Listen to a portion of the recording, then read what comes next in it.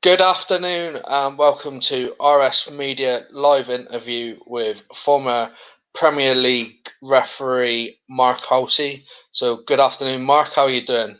Good afternoon, Ryan. Very good, thank you. From the sunny Spain, it's gorgeous here. Weather's about 20 degrees, so we're happy.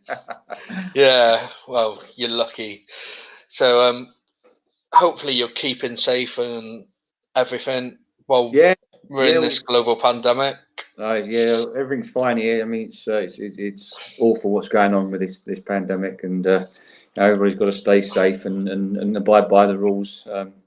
We had a very strict lockdown here going back to last March, where we were just completely locked down for 10 weeks. So, and obviously now, masks are mandatory. So, we've just everything came out of lockdown, and we've gone back into it for a couple of weeks. So, all shops are open, but no bars and restaurants are at the moment. As I said, we have a curfew at 10 o'clock at night. No one's allowed out after 10, and masks are mandatory as soon as you leave your house.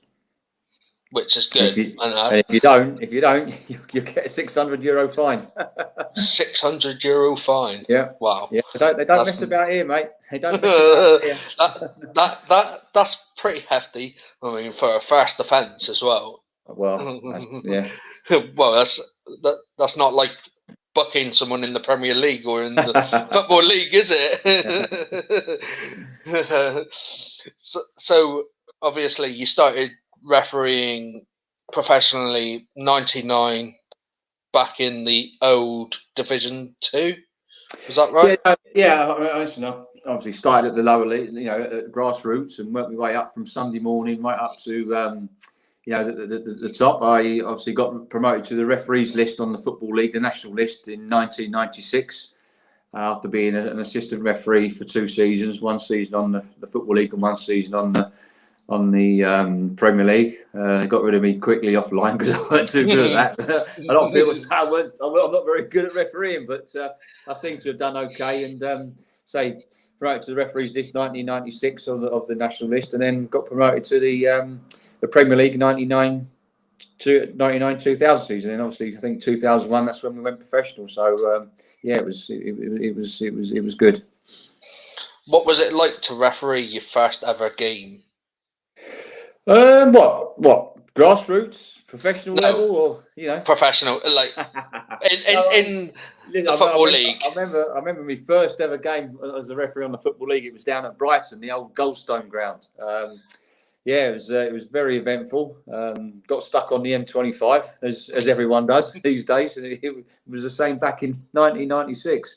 So I arrived just in time, and then obviously, just before kick-off, we had a couple of intruders, naked intrusion onto the pitch, where he nicked the ball off us and larripped it out of the stand. So that was welcome to the Football League. So listen, it was a good introduction for me, and I've sort of never looked back really. So I enjoyed every minute. That's pretty. That is pretty funny. I blew the whistle for the captains to come for the toss up, and I turned around. There was a stark naked male standing next to me to pick the ball up and kicks it in the touch. That sounds pretty fun, but obviously that was probably one of your favourite moments of being a referee. I guess. I'm not sure about that. Well, if it was a woman and you were single, it might have been. But obviously, I did see that you actually played 1 game back in before you became a referee for Barnet. Yeah, I mean, obviously I was non-league goalkeeper for many teams, starting at Hertford, Cambridge City, St Albans, Welling Garden City, my hometown club, and obviously I think they were struggling. They were short of a keeper, and a good friend of mine, Ian Ferguson, who played Barnet at the time, said we needed a keeper, and I went and stepped in for him, and obviously I conceded 4 goals that day. I never got back in, so. But no, it was I was helping Barry Fry out for that day, so it was a big name in the footballing world. Yes, good Barry. Lad. Good. Yeah, I've known Barry many years. Obviously, refereed against his teams in the Football League. So yeah, he's good lad. Good great football in person. He's got a great character about him. Absolutely, as well, great character, and you need characters like Barry in football today. Yeah. So you refereed the second division playoff final in '99 between Gillingham and Man City at Wembley, the old Wembley Stadium, as well. Yes, it's very, very good. What was the experience of refereeing at the National Stadium like? Listen, well, I mean, it was brilliant. I mean, I've been lucky enough to referee at the old Wembley and the new Wembley, and it's like every player wants to play at Wembley. It's no different for referees. We're exactly the same. As a player, when I played football, I wanted to become a professional player, but and play at Wembley in an FA Cup final. But obviously, that never matured because I weren't quite dedicated enough to become a professional.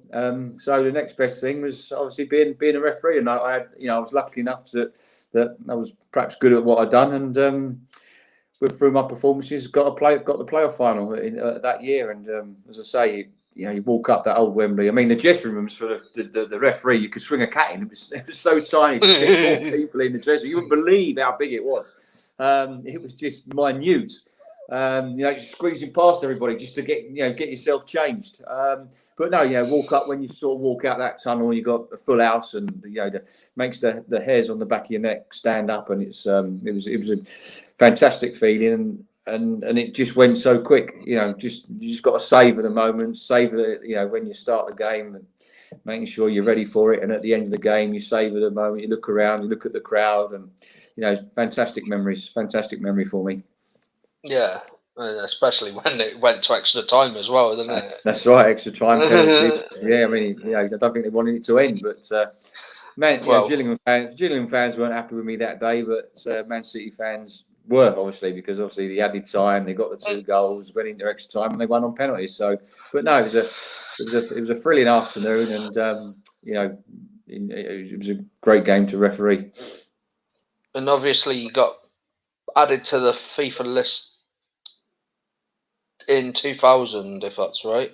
Is it 2000? Yeah, 2001 season, I think it was. As I said, you did the Toulon tournament in 2000, apparently.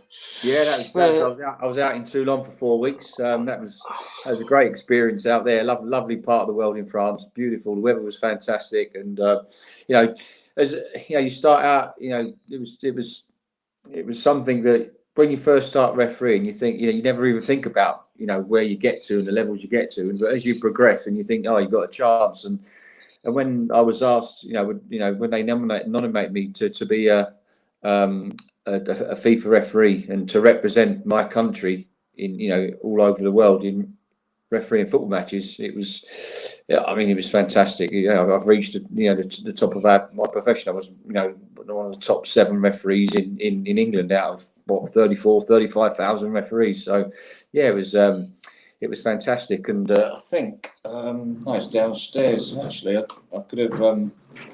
Is it here? Oh yeah, I'll show you. This is and obviously it's a great pleasure to be awarded one of these. So the England cap in recognition for my services to the Football Association and refereeing. So it's fantastic, So that is pretty cool. And thanks for showing that, Mark. It's great. So brilliant. So I treasure that. It's fantastic. So brilliant. So what actually inspired you into becoming a referee? I don't know, to be honest. I used to play football. Saturdays for my team. We used to be strong then. Then we used to go and play. I used to play Saturdays and Sundays. So Saturday non-league football, semi-professional. Then we always used to play on a Sunday in the Welling Hatfield Sunday League. So the guys I played with on a Saturday, we normally played against each other on a Sunday. So it was competitive, and it was good. And then I played for a team many years before, a team called Wellingborough, and a good friend of mine, Russell Foster, who sadly lost his life to the end of last year. Obviously, underlying health issues and COVID and everything was a great shame. And I'm a great cricket lover. I love me cricket as well. And Russell, I used to play behind Russell as a centre, as a goalkeeper when he was a centre half, and he was one of the most dirtiest players you ever come across, because when the referee's back was turned, he would give the centre forward a kick up the backside or give him a whack on the back of the head or something. And I used to see all this, and I just thought, and he became a referee, just could not believe it. And his house backed onto our cricket pitch. I used to play for a team called Hatfield Hyde in Wellington City. And he always used to collar me because like when we were batting, you always walk around that boundary with your friends and put the world to rights, talking about whatever. And his garden backed onto the pitch, and he always used to collar me all the time. He says, "Mark, why don't you become a referee?" And I said, "Rush," I said, "you can go and stick that right up your backside." I said, "There is no way I want to become a referee. Absolutely no way. Not interested. Don't even bother. I'm not even interested." So anyway, he kept on at me all that summer. And to be fair, I had a few injuries. I was falling out of love with the game a little bit. And he collared me one day, and I said, "All right, I'll tell you what." Because you have to take an 8-week course then. I'm not sure if it's still the same. I think it is still the same now, but an 8-week course, and then you have the exam. I said, "I'll tell you what I'll do." I said, "I'm not doing the 8-week course." I said, no chance of me doing an 8-week course. No chance. I said, "But what I will do, I will read the laws of the game. Give me the laws of the game. I will read them, and then I will take the exam if that's allowed." So he found out if that was okay, and it was. So I read the laws of the game, took the exam, and passed, and never looked back. Really, I never thought I'd ever be a referee. Never thought I'd be a referee, and obviously it was meant to be. Well, you would have refereed like the Patrick Vieiras of this day. Oh, absolutely. I mean, Roy Keane, fantastic players. All listen. People say, "Oh, what do you think about all these superstars?" And they're not superstars to me. It was just 22 players, different surrounds, refereeing a football match. I refereed many times down at Plymouth. I loved going down to the Argyle. It was lovely refereeing down there. I refereed a few times. I hope we won. Listen, I can't remember, to be honest, but I know I refereed down there a few times. But Home Park, great stadium, great passionate fans as well, and it's great to see them doing well now because they've got they're a sleeping giant really down there, aren't they?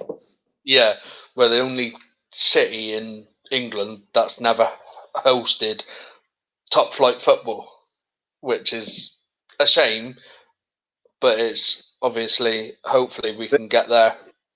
Well, you got the right manager in charge now. Yeah, Ryan Lowe. I mean, I know Lowe. I trained with him at Bury. I trained with him up at Bury, so he's a great lad. He's Ryan, great lad. I mean, it was early part of last year. I was on crutches due to plantar fasciitis, and him and Steve Schumacher, who's the assistant, was like, "What have you done? What have you done? What have you done?" Like really caring and all that, and like they've always been supportive.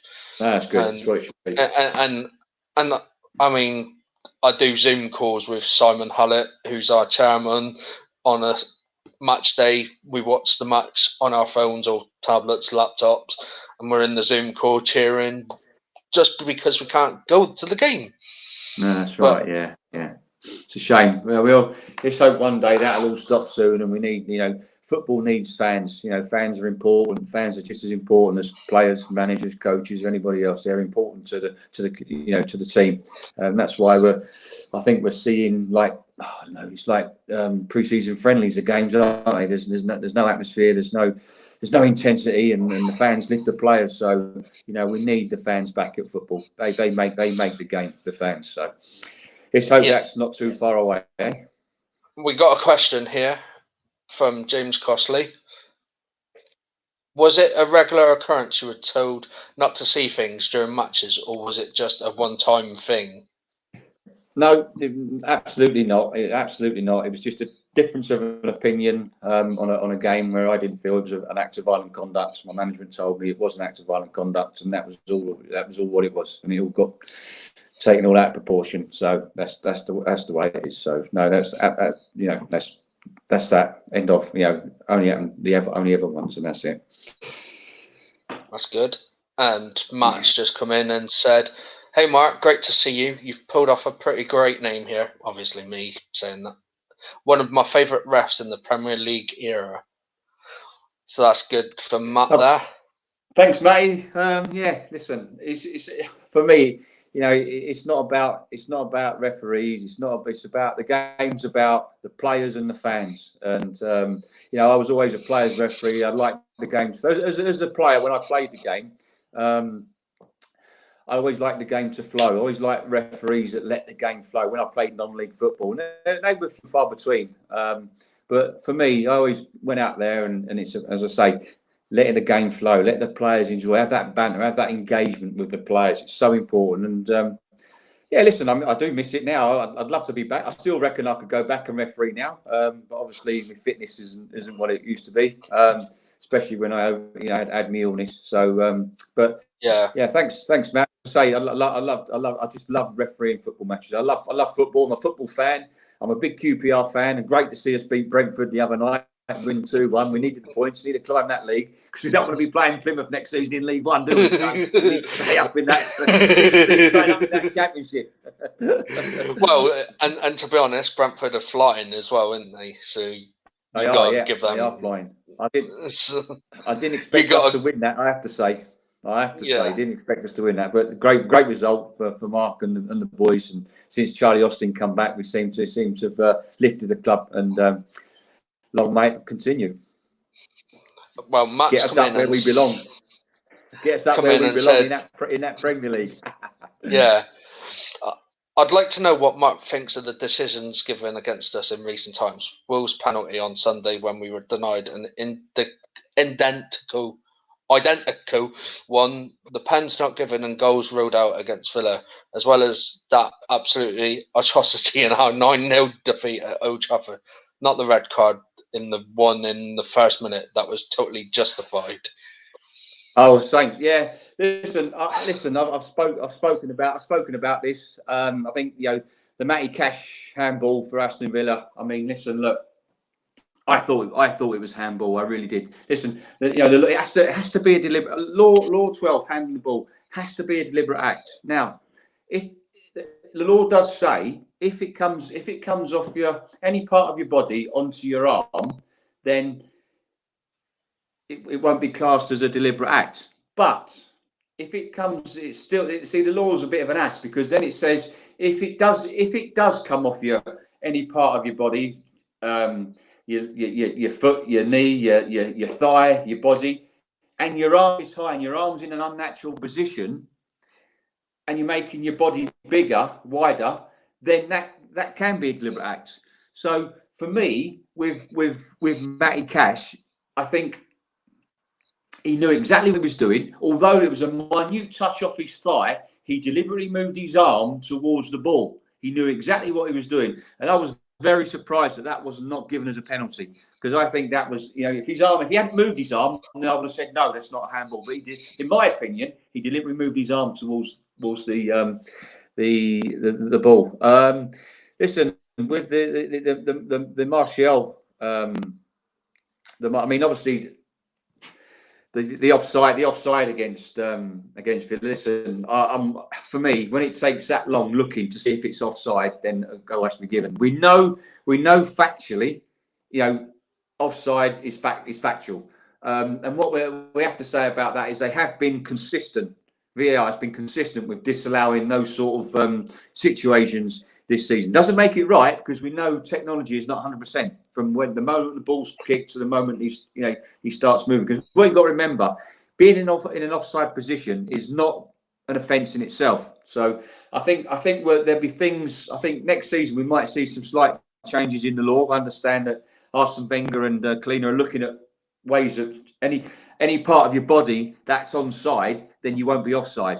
So I think they're looking at that for next season. We're going on to the Martial and Bednarik incident, I should say. I think for me, in real time, I think any one of us would give a penalty in that situation. Okay, now that's what we've got VAR there for, and I thought, when Graham Scott called Mike Dean across, I thought, this is going to be overruled because when you see the replay, you can clearly see that as deceived the officials and simulated. So I expected that would be overturned, and obviously when Mike's come back, because in that situation, when you give a penalty like Mike did, it's an obvious denial of a goal scoring opportunity. So I was surprised the red card didn't come out straight away. So when he came back and confirmed the penalty and sent the Southampton player off, I knew then what had happened, because Mike Dean hadn't sent him off. Graham Scott's called him across. I think, in my opinion, he's called him across to say, listen, you need to take disciplinary action. You need to come and have a look at the screen because you've not sent him off. And looks like missing the actual incident with Martial, because you can clearly see the Saints defenders sort of moved out. He's sort of trying to get out of the way because Martial's cut across him. Totally different from the David Luiz at Wolves. But I honestly thought it was going to be rescinded. I thought it was going to be overturned because, for me, I thought Martial definitely deceived the match officials on that occasion. Well, it is the same with David Luiz. I didn't think David Luiz deserved to be sent off in that game against. No, was it David? There was one. Yeah, David Luiz against Wolves. Where he tried to pull out of the challenge. Forget Wolves Arsenal. Listen, on that situation, once a referee gives a penalty in that situation with David Luiz chasing back, referee's got nowhere to go. He has to send the player off. Now, listen, had intent's gone out of the laws of the game, okay? Intent has gone. Whether it's accidental collision or accidental coming together, that's immaterial. The law doesn't allow for that. Maybe it should do. It should be looked at. But what you've got to look at is that perhaps, defenders, they get too close. If they get that close, then that's going to happen. If they get that close, put in a genuine challenge. Slide in as though you're sliding for the ball. Then he only gets a yellow card because he's making a genuine challenge for the ball. So, defenders have got to think about what they're doing in that situation, and they know if there's a coming together and the referee gives a penalty, they know they're going to be sent off. And to be fair to Craig Pawson, he had nowhere to go. That was the law. He had to do what he had to do. But David Luiz, as I said, if he slid in and made a genuine challenge for the ball, he'd have only got a yellow card. Yeah, exactly. Because if any other offence, whether it's a holding offence, a pulling offence, upper body offence, you're not making a genuine challenge for the ball, then the player has to be sent off for denying an obvious goal scoring opportunity. Yeah. Thanks for clarifying some of that, Mark. Most probably confusing. It does confuse. Same as the offside law. Throw the balls up. It's confused.com with the offside law. But anyway, that's what it is, isn't it? So going on to my next question, what is your views on VAR? Well, for VAR is here to stay. There's no doubt about that. So we've all got to get used to it. Okay. Now, I think the problem we've got in the EPL is that it's not being used correctly. That's the problem we've got. There's too many inconsistencies. There's too much interference. Minimum interference, maximum benefit, and we're not seeing that. So it's down to the training education of the PGMOL management team to get this right. We've seen so many inconsistencies with penalties given, penalties not given, handballs given, handballs not given. It seems that every little bit of contact, and I've been quite vocal on this in my newspaper column, that where they're getting involved, where it has to be a clear and obvious error for VAR to get involved, or a serious incident missed. And it just seems to me they're just getting involved too often, and over the last couple of weeks it seems to have gone the other way now. So perhaps what I've been going on about, perhaps they've been listening. But listen, it's here to stay. I think the training education needs to be better, and as I say, has to be a clear and obvious error, not subjective. Not subjective. I give a penalty, or perhaps he thinks it's perhaps not. We had the situation at West Brom Man United where obviously Craig Pawson gave a penalty. Took him a long time. It seemed an eternity to give it. I think it was about 3 or 4 seconds before he gave it. And then obviously John Moss didn't think it was a penalty in the VAR studio. But in that situation, he's got Craig Pawson to go across. Craig Pawson should have even gone across, because the first thing they check is the offside. And you can see that Harry Maguire is clearly offside, so it shouldn't have even got this. Pawson shouldn't have even gone to the monitor, because that nullifies the penalty. But anyway, listen, that's why still more training education to be done on the VAR in the EPL, in my opinion. Yeah, I've watched a few MLS games and Bundesliga, and you can see they've got it right off to the T. Yeah, I suppose some people will say it's still work in progress, but how long do you continue work in progress? I think it's the second season in the Premier League, obviously, but they were working on it before that in the FA Cup. So, listen, it's I'm sure they get it right in the end. So, hopefully, fingers crossed. I remember my second team, Middlesbrough, were the first Championship team to have it outside of the Premier League as well in the FA Cup, in one of their FA Cup games. So, yeah, I wasn't aware that. I thought it was just Premier League grounds that had the VAR. So I think it was just. I think it was in an FA Cup or League Cup game, and they wanted to test it out in one game, and Middlesbrough were chosen for that. And I don't think there was anything bad about it then, but there's so many cameras, isn't there, as well, on you for VAR. You got to check everything. Right. Yeah. Big question here. Obviously, you suffered with your throat cancer, your illness, during a season 2008-9 season, was it? 9-10, yeah, 9-10, yeah. Oh, 9-10. What was it like to, the lowdowns of that, and then because you came back into the professional game after you got your treatment? Yeah, it was. Listen, it was very, very tough. My wife was diagnosed in January of 2009 with leukemia, where she's still battling today. And obviously, then in August, I was diagnosed with throat cancer. I always remember, going. It was 2 days before the start of the season. I was refereeing Everton and Arsenal live on TV, and I went for the scan in Bolton, and the Beaumont Hospital in Bolton, private hospital, where it came up that I had a tumour growing in my throat on the right side of my tonsil. So I didn't look. I was ill. I wasn't well at all. But perhaps I shouldn't have done that game. But I thought that'd be my last ever game, and the Premier League stuck by me and let me do the game. But I was poorly. But luckily for me, nothing went. There was no. There was nothing in the game that was any talking points. So it went smoothly for me with the aid of my assistants. And then on that Monday, I was in for the operation to have the tumour removed, and I had it removed. And I always remember, waking up in the hospital with the doctor standing. My wife was crying, and she said it was worse than they first feared. So I had to go back, and I was let out a couple of days later. I went back to see him on the Friday, let out on the Tuesday, went back on the Friday, where it grew back again. And that's where started going. I went to the Christie, fantastic hospital, fantastic professor, Tim Illich, that saved my life. Had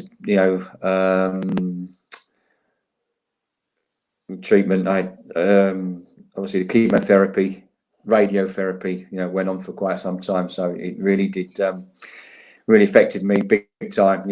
Took all my strength.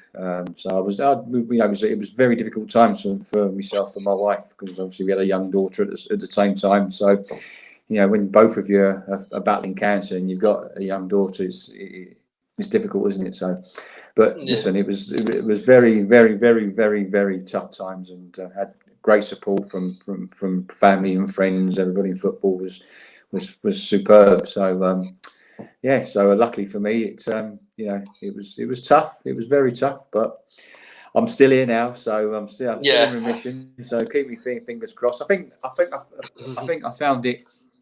I found it. I think I found it more tougher getting back into the game. Because I was told if I survived, I would never referee at the top level again.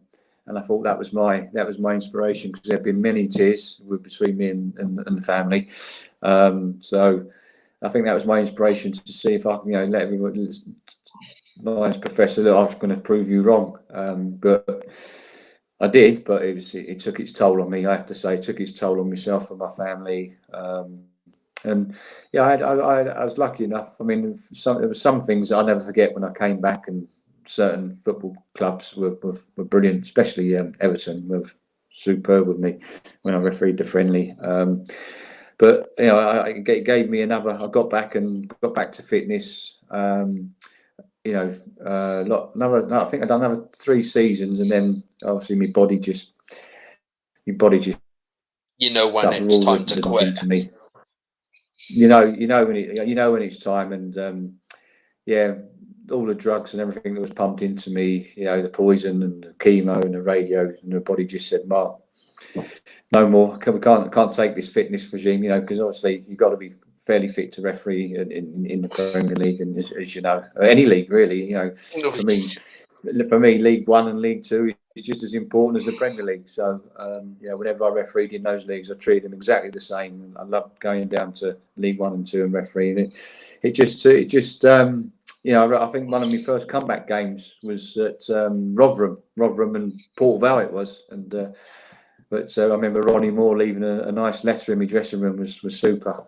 But as I say, it was very, very tough, and but as I said to you, when I knew my time was coming to the end of that 2013 season, because what I put my body through for the last 2 seasons before that was. I was just told I wouldn't referee. I wouldn't pass my fitness test. But anyway, we're smiling. Yeah, and got to smile. Don't as strong as anything to be polite and smile. And, so it doesn't cost you anything to smile and be polite and be nice to everybody. We're getting all this abuse on social media now to everybody. It's pathetic. It's pathetic. We need to get a life, all this racism in football. We need to all come together and work together as one. And some of them keyboard warriors out there, they need sorting out big time. And only the social medias can do that, and the social media platforms can do that. Because I've been subject to lots of abuse, me and my family, death threats, the same. So, and the trouble is the social platforms like Twitter are not coming forward and giving details of accounts, and that's got to be scandalous. And as I said, the police have got to have the powers to bring these to book and put them in jail. That will stop it all. Put them in jail. That'll stop it, because it's despicable. Despicable. It is. Anyway, enough of that. But thank you very much for talking about that, about your cancer and all that as well. Because it's not a good subject to talk about, but it inspires people, and listen, there's people out there, all walks of life, that are battling, young and old, battling cancer, and my heart goes out to them. I know a young lad who, because I've been a goalkeeper, I work with Fred Barber, who's my best friend. He's a goalkeeping coach at Crewe. There's a young lad there who's got a very rare cancer, and he's having treatment at the moment. He's only 13, Ashton. He's 13. He's a fantastic goalkeeper, and if this treatment don't work, he could possibly lose his leg. So do you know what I mean? There's people out there worse off than us, and my heart goes out to him and his family, and I hope he pulls through. I've sent him a couple of messages, a couple of videos, and from one cancer survivor to another, as I said to him, listen, I know you're going to beat this Ashton. You stay positive, pal. You will win this battle. So yeah, I mean, I lost my grandma when I was 4 to lung cancer.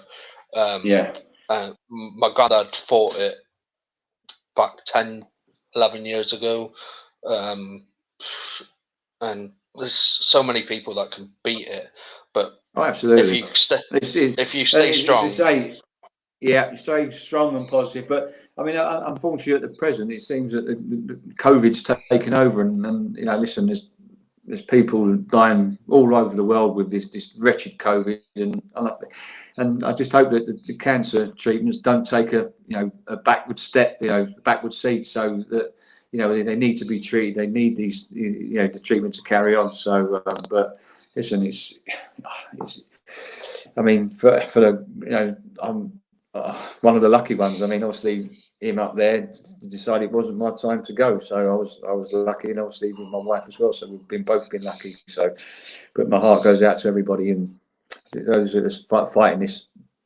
disease. Just be positive and stay strong. I know it's difficult.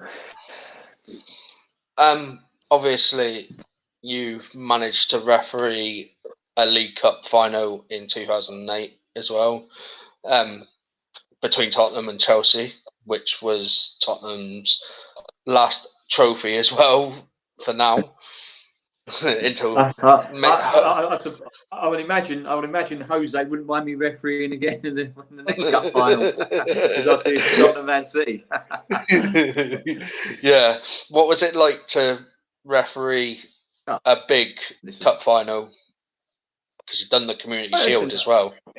It's like everything. I mean, I'm very nervous before I go out. Always nervous. Put music on in the dressing room. Always went down in the dressing room about 1:15. Always changed the same way. Always took the clothes off the same way. Put my kit on the same way. And listen, always music relaxed us. We had a laugh and a joke in the dressing room with the guys. And then once you run that bell, then you're ready to do battle. And once you blow that first whistle and you get that first decision right, your confidence grows, because everything we all do, yourself, players, any walk of life, we all need confidence. We're all confident, and then your posture, your body language is totally different. And listen, it was fantastic stadium, fantastic crowd. It went just like that. It went so quick, but extra time. Everyone was happy. No sort of controversies, and that's what you want in a game like that. So, I was fortunate enough to referee 3 times at the new Wembley, because I refereed Tottenham and Barcelona in the Wembley Cup as well. So it was fantastic to referee at a new Wembley. So listen, brilliant. Yeah, I'm glad you enjoyed that. I mean, I've only ever been to New Wembley. I was too young to watch Argo versus Darlington in '96. Well, before I refereed at the old Wembley, I went to see my team QPR twice. Once in the FA Cup final, well, 3 times, because I went to the replay. We drew Tottenham first game, then we lost the replay, and then we lost to Oxford United in the League Cup. So the first 2 times there, it was bad experiences for me, because I saw my team QPR lose, so I wasn't happy. So, but obviously, when I refereed. But I've become very good friends with Ronnie Morget, who scored in that '96 playoff final against Darlington, and I actually interviewed Robbie Blake, who played for Darlington that day.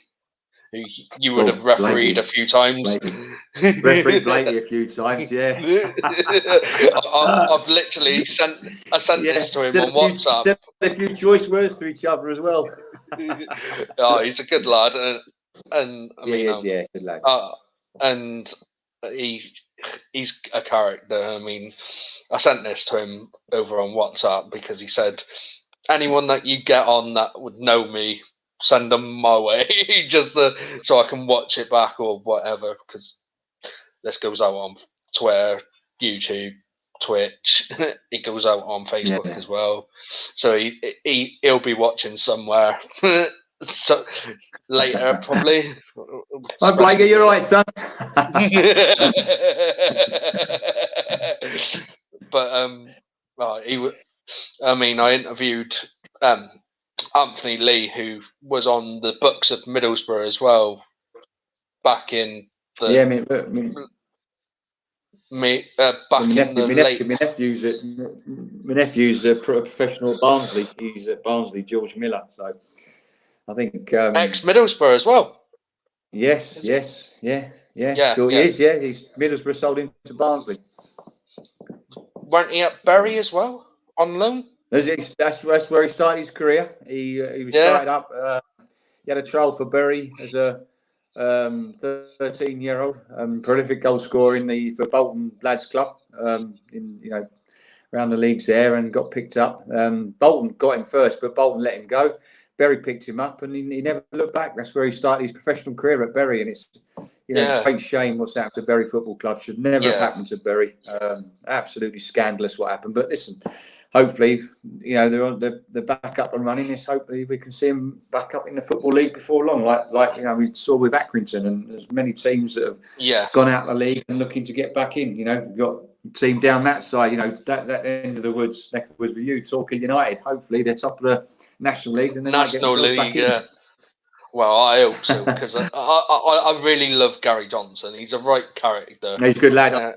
Good lad, Gary. I trained with his son, Lee Johnson, because he's at Sunderland now, isn't he? So But when I trained at Watford as fitness, when I lived in Hertfordshire, and great lad is Lee. Great lad.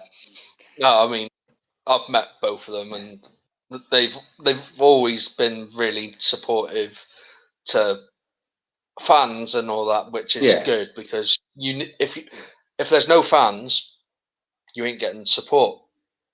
So that's what we said earlier. Yeah, and it's fans that make these players the way they are, because without fans, you don't get nothing. No, absolutely. So another question I've got here is, what was it like to referee at Soccer Aid as well? Didn't you do second half or the first half of one of the Soccer Aids? No, I refereed Vincent Company's testimonial. Did you do that as well? No, I didn't do. That was Mark. That was Clattenburg, wasn't it? Mark was done that. And I thought you did. I thought you did Soccer Aid as well. No, not me. Well, not I can remember. I don't remember. Obviously, I refereed Vincent Company's testimonial at the Etihad, which was good. And his brother came on as well. Yeah, it was great. It was really, great evening. Great, and a legend to the game. Legend to the game. And especially when that was broadcasted live on Sky Sports as well, wasn't it? Yes, it was. Yeah, absolutely. Yeah. I honestly thought you did Soccer Aid. Obviously, I got that wrong. No. But we all make. That's a yellow card for you. That's a yellow card for you, right? You've not done your own work, pal. Wow. So obviously, you would have seen like the likes of Paolo Di Canio pushing over.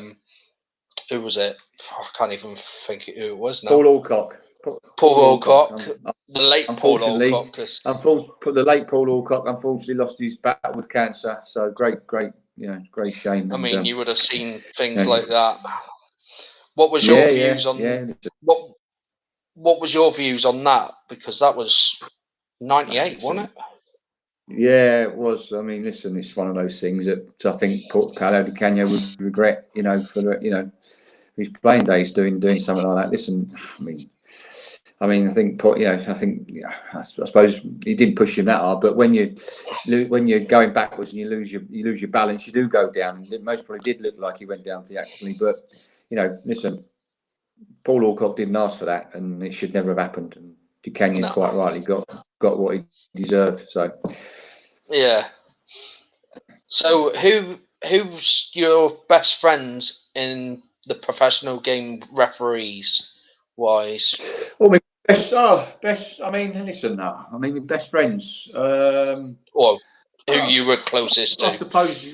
I mean, likes of. I mean, listen. With football, you have acquaintances. You can't. You can count on one hand with friends. I mean, friends. I call friends. Well, I thought were friends. But I think in that, it's acquaintances. But I had a couple. I mean, Pete Walton, I still, he's a good buddy of mine, Wally, does a bit on BT Sport and keeps us all entertained with his comments. He's class. And obviously, and big Northampton Town fan, isn't he? So big, but Wally's big Northampton fan.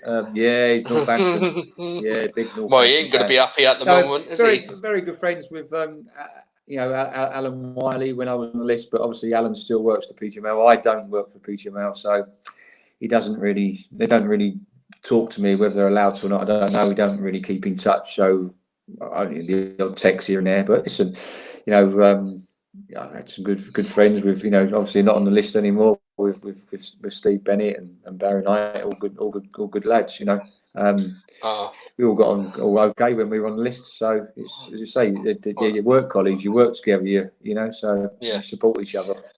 So I mean, I remember Steve Bennett, Uri Rennie. He's a good lad. I mean, Clive Winter, obviously was on the list. Clive Wilkes, who I'm still in contact with now. He was a good lad.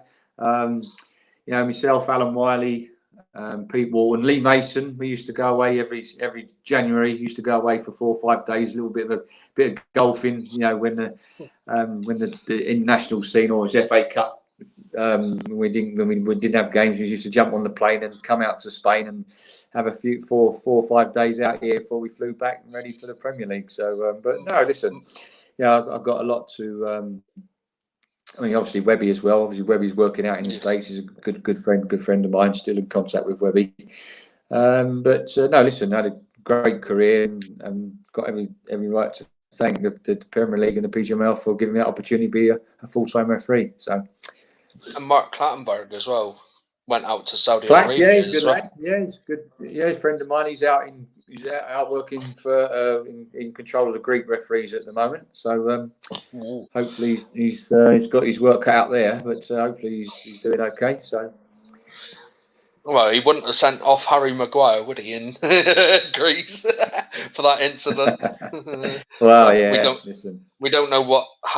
We don't know. It's all paper talk. No, that's all. Yeah, it's typical, isn't it? Yeah, it's typical. So that's for Harry Maguire and the authorities to sort out and put right in it. So nothing to do with us.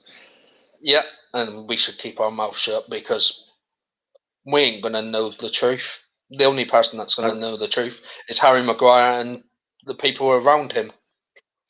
That's right. But it's good to see that Man United have stuck by him. So yeah, that's how it should be. It was good of Gareth Southgate to support him as well in the internationals as well. He dropped him for obviously the first one because he didn't want to have that pulling over him, but he's got back in the international scene.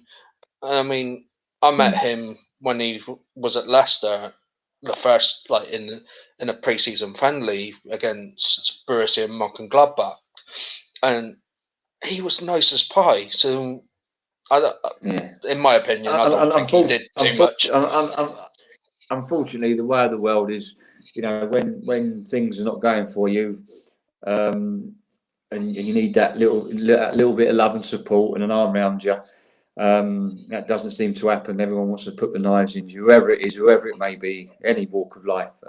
So we're far too easy. People jumping on the backs of people, where everybody should be supporting each other. So anyway, so we've got another couple more questions before we'll let you shoot off because it's getting to 5 p.m. for you. Well, it is. Yeah, it is. I'll be sending an invoice to you, pal, for this long. I tell you.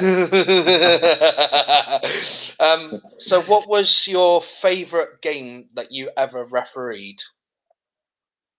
Well, I suppose my favourite game. I suppose. The start of 2010-11 season, I think it was, or 12. Anyway, I refereed a friendly at Everton versus Everton Chile. They invited me to referee it because obviously my last game was when I was diagnosed, and I got a standing ovation, fantastic. They presented me with a memento at the game, at the end of the game, and again, 26,000 was fantastic.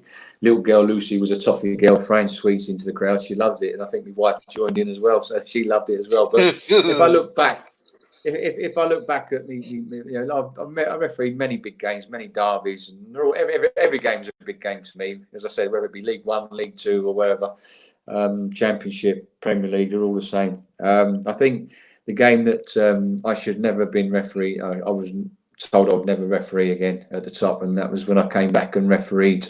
My first game back in the Premier League was Wigan Blackpool, both in the Premier League at that time, and that was a game I'll never forget, because I had all my friends, my family there. Keith Hackett, who was my old PGML boss, was there, and I mean, if he was in charge, I mean, he retired he had to finish in 2010, because I think he fell out with Mr. Scudamore, so he had to retire. But I think if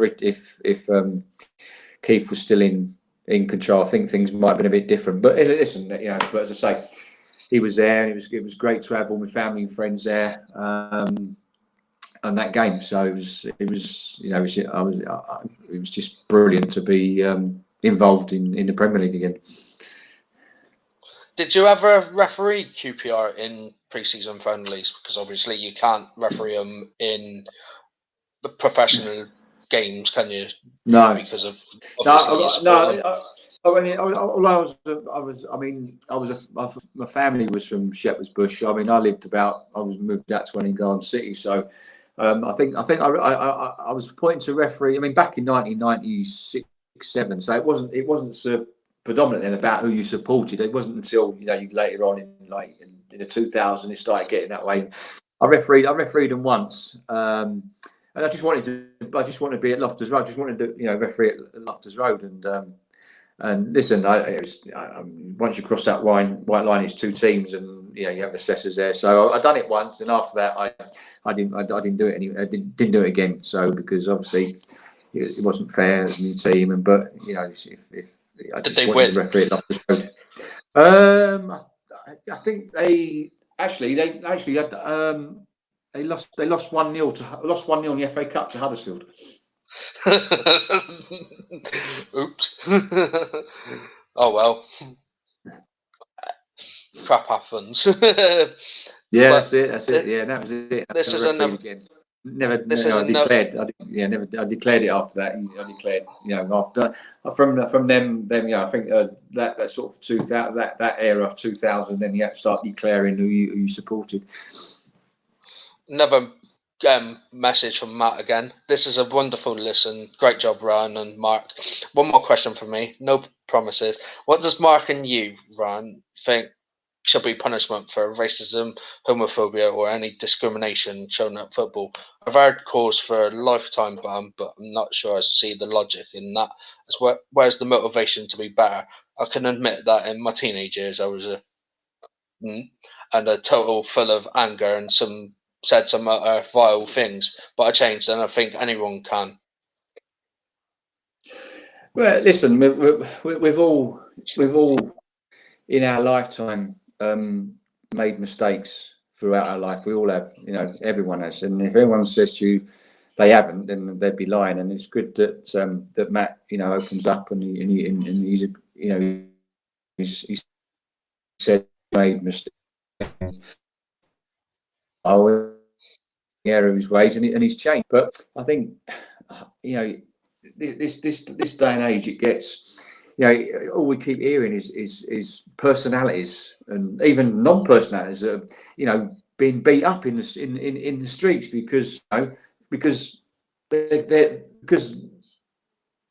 different to other people, and it's just awful. And I think with all this social media abuse, these keyboard warriors as they are, because as I said, I face some horrendous abuse on social media towards my family, and there's things I can't say on this platform because it's horrific. It's horrific, and for me, as I said earlier, the platforms have got to stand up and be counted, and start giving the police account details.